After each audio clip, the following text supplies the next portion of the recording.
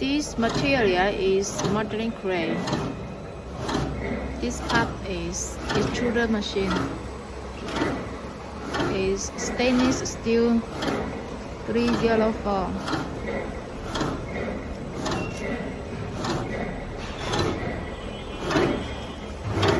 And this part is cutter, controlled by servo motor. Here is the servo motor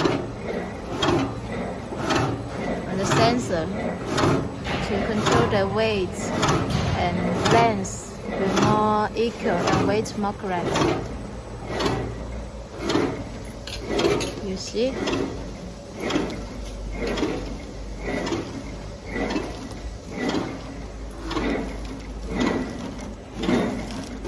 And here also is a servo motor.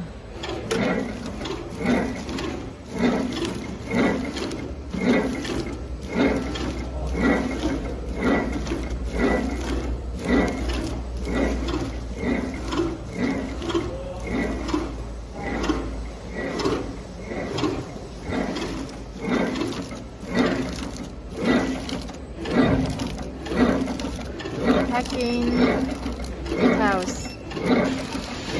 Now the speed is about 80 bags per minute. The machine can adjust more quickly.